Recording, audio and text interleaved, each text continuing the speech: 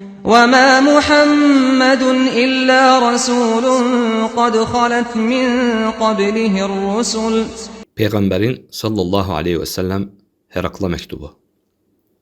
İbn Abbas radiyallahu anhu deyir ki, Abu Sufyan radiyallahu anhu mənə dedi, mənimlə Peyğəmbər sallallahu aleyhi və səlləmin arasında imzalanmış sülh müqaviləsi müddətində mən Qureyşin ticarət kərvanı ilə birlikdə Şama getmişdim. Mən Şamda olduğum müddətdə Peyğəmbər sallallahu aleyhi və səlləmdən Rumun imperatoru Herakliusə bir məktub getirilmişdi. Bu məktubu Rumun imperatoruna Dihyətül Kəlb getirmiş və Bursanın əmrinə vermişdi. Bursanın əmri də məktubu Herakliusə göndərmişdi. Heraklius da burada, yəni Şamda Peyğəmbər olduğunu iddia edən adamın qövmündən bir kimsə varmı deyə soruşdu. Adamlar, bəli, vardır dedilər. Bundan sonra Abu Sufyan radiyallahu anhu bir qrup yoldaşları ilə birlikdə imperatorun huzuruna İliyyə gəldilər. Herakl Rumun tanınmış insanlarının əhatəsində onları və tərcüməsini öz yanına çağıraraq tərcüməsi vasitəsilə Peyğəmbər olduğunu iddia edən bu şəxsə nəsəb, qohumluq etibarilə ən yaxın olanınız hansıdır deyə soruşdu. Abu Sufyan, nəsəb etibarilə ən yaxın olan mənəm, dedim. Herakl, onu mənə yaxın əyləşdirin. Yoldaşlarını isə onun arxa tərəfində oturdurun, dedi. Sonra Herakl tərcüməçisinə, onlara de, mən Peyğəmbər olduğunu iddia edən o şəxs haqqında bu adamdan bəzi şeylər soruşacağım. Əgər o mənə yalan desə, sizlər onun yalanını təkzib edin, dedi. Abu Sufyan, Allaha and olsun ki, yoldaşlarım tərəfindən yalanımın hər tərəfdə yayılmasından qorxmasaydım, Peyğəmbər haqqında şübhəsiz ki, yalan uydurardım, dedim. Sonra Herakl Peyğəmbər haqqında mənə ilk sualını verdi. Sizin içinizdə onun nəsəbi necədir? Deyə soruşdu. Mən, içimizdə onun nəsəbi çox böyükdür. O, hörmətli bir ailədəndir, deyə cavab verdim. O, sizdən bu sözü ondan əvvəl söyləmiş, yəni ondan əvvəl Peyğəmbərlik iddiası etmiş bir kimsə olubmu? Deyə soruşdu. Mən, xeyr, deyə cavab verdim. O, ata-babaları içərisində bir padşah olubmu? Deyə soruşdu. Mən, xeyr, deyə cavab verdim. O, ona kimlər tabi olur? İnsanların şərəfliləri, yəni tanınmışlar, varlılar, yoxsa insanların zəifləri, kasıblar, sadələr? Deyə soruşdu. Mən, insanların zəifləri, kasıbları, sadələri deyə cavab verdim. O, ona tabi olanlar artır, yoxsa azalırlar deyə soruşdu. Mən, xeyr, azalmır, əksinə artırlar deyə cavab verdim. O, içərilərində onun dininə girdikdən sonra bəyənməməzlikdən onun dinini tərk edən varmı deyə soruşdu. Mən, xeyr deyə cavab verdim. O, bu dediklərini deməzdən, yəni Peyğəmbərlikdən əvvəl heç onu yalan danışmaqda ittiham etmisinizmi deyə soruşdu. Mən, xeyr deyə cavab verdim. O, heç əhdinizi pozarmı deyə soruşdu. Mən, xeyr, əhdə vəfasızlıq etməz. Lakin indi biz onunla bir müddətlik sülh müqaviləsi bağlamışıq. Bu müddət ərzində onun nə edəcəyini bilmirik. Mən bu dediklərimə heç bir söz əlavə edə bilmədim. Yəni Peyğəmbərə qarşı heç bir söz deyə bilmədim, deyə cavab verdim. O, heç onunla müharibə etdinizmi deyə soruşdu. Mən, bəli deyə cavab verdim. O, onunla etdiyiniz müharibənin nəticəsi necədir? Deyə soruşdu. Mən, onunla bizim aramızda olan müharibə qarşılıqlı olub. O da bizə qalib gəlib, biz də ona qalib gəlmişik deyə cavab verdim. O sizə nəyə əmr edir? Deyə soruşdu. Mən, o bizə tək Allaha ibadət etməyi və ona heç bir şey şərik qoşmamağı, bir də ata-babalarımızın dediyi şeylərdən çəkinməyimizi əmr edir. Sonra bizə namaz qılmağı, düz söz danışmağı, yalan danışmamağı, yaxşılıq etməyi və qohumluq əlaqələrini möhkəmləndirməyi, keçməməyi əmr edir, deyə cavab verdim. Onda Herakl öz tərcüməçisinə əmr etdi ki, mənə desin. Mən səndən onun nəsəbi haqqında soruşdum. Sən də içimizdə onun nəsəbi çox böyükdür. O hörmətli bir ailədən deyə cavab verdin. Axı bütün əvvəlki peyğəmbərlər də belə qövmlərin yüksək nəsəb sahiblərinin içindən göndərilmişdir.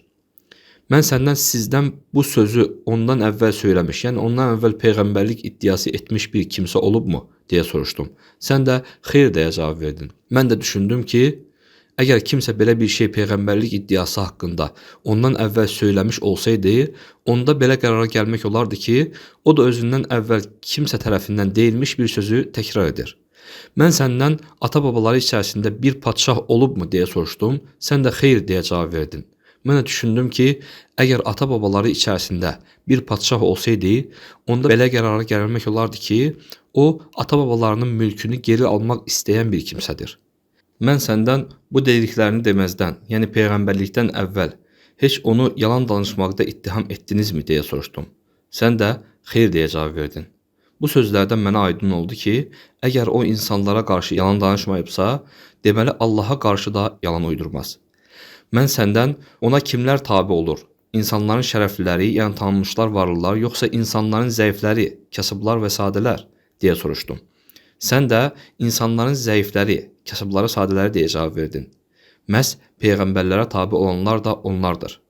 Mən səndən ona tabe olanlar artır, yoxsa azalır deyə soruşdum. Sən də xeyr azalmır, əksinə artırlar deyə cavab verdin. Məhz iman da belə olmalıdır. Qəlbə girdimi, kamillik dərəcəsinə çatana qədər artar. Mən səndən içərilərində onun dininə girdikdən sonra bəyənməməzlikdən onun dinini tərk edən varmı deyə soruşdum. Sən də xeyr deyə cavab verdin. Məhz həqiqi iman da belədir. Qəlbə girib orada kök atdıqda oranı tərk etmir. Mən səndən heç əhdini pozarmı deyə soruşdum. Sən də xeyr, əhdə vəfasızlıq etməz deyə cavab verdin. Peyğəmbərlər də heç vaxt əhdə vəfasızlıq etməzlər. Mən səndən heç onunla müharibə etdinizmi deyə soruşdum. Sən də bəli deyə cavab verdin. Mən onunla etdiyiniz müharibənin nəticəsi necədir deyə soruşdum. Sən də onunla bizim aramızda olan müharibə qarşılıqlı olub. O da bizə qalib gəlib, biz də ona qalib gəlmişik deyə cavab verdin. Peyğəmbərlər də belədir. Onlar Allah tərəfindən səbr etdiklərinə görə əcirləri böyük olsun deyə bəlaları düşər olurlar. Lakin sonra yaxşı aqibət onların lehinə olur. Mən səndən o sizə nəyi etməyə əmr edir deyə soruşdum. Sən də o bizə tək Allaha ibadət etməyi və ona heç bir şey şərik qoşmamağı, bütlərə ibadətdən çəkinməyimizi əmr edir. Sonra bizə namaz qılmağı, düz söz danışmağı, yalan danışmamağı və yaxşılıq etməyə əmr edir deyə cavab verdin. Əgər o şəxs haqqında dediklərin doğrudursa, yəqinliklə söyləyirəm ki, onun mülkü mənim bu iki ayaqlarımın altında olan yerlərə qədər çatacaqdır. Şübhəsiz ki, mən onun çıxacağını bilirdim. Lakin onun sizdən olacağını düşünmürdüm. Əgər mən əmin olsaydım ki, ona çata biləcəyəm, onunla görüşmək üçün çalışardım. Əgər onunla görüşsəydim, mütləq ona xidmət edərək ayaqlarını yuyardım dedi. Və sonra Peyğəmbər sallallahu əleyhi və səlləmin məktubunu istədi. Məktubu gətirən şəxs onu Herakla verdi. Məktubu açaraq oxumağa başladı. Orada bunlar yazılmışdı. Bismillahirrahmanirrahim. Allahın Rəsulu Muhammed sallallahu əleyhi və səlləmdən Rumun imperatoru Herakla. Salam olsun doğru yolda olanlara. Sonra, ey Rum imperatoru, mən səni İslam'a dəvət edirəm. İslamı qəbul et və canını qurtar. Allah da sənin əcrini 2 qat versin. Əgər bu dəvətimi qəbul etməzsənsə, ətrafındakı nəsranilərin də günahı sənin boynunadır. Ey Məhəmməd, söylə ki, ey kitab əhli, sizinlə bizim aramızda eyni olan bir kəlməyə tərəf gəlin. Allahdan başqasına ibadət etməyək, ona şərik qoşmayaq və Allahı qoyub bir-birimizi özümüzə Rəbb qəbul etməyək.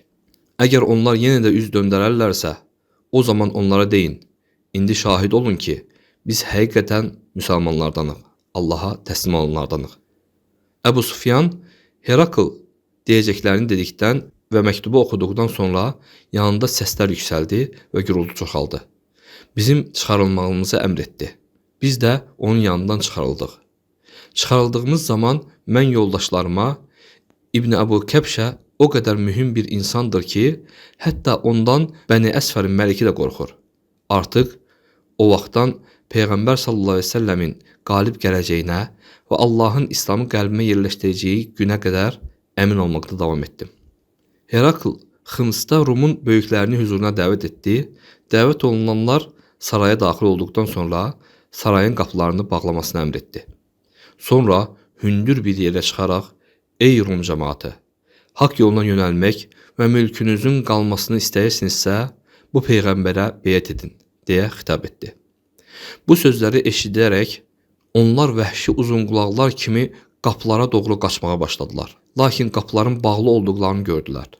Herakl bu dərəcədə də nifrətin və onun sözlərinin onlar üçün heç bir əhəmiyyət kəsb etmədiyini, onların iman gətirməyəcəklərinə ümidini kəsərək onları geri çağırın deyə əmr etdi. Onlar qayıtdıqda o, mən bu sözləri yalnız sizi dininizə bağlılığınızı yoxlamaq üçün söylədim. İndi isə sizin dininizə bağlılığınıza gözlərimlə şahid oldum deyə cavab verdi. Bu sözlərdən sonra oradakılar öz məmnuniyyətlərini bildirməkdən ötürü onun qarşısında təzim olaraq səcdəyə qapandılar. Bu da Heraklı İslam ilə bağlayan son hadisə idi. Allah daha doğrusunu bilir.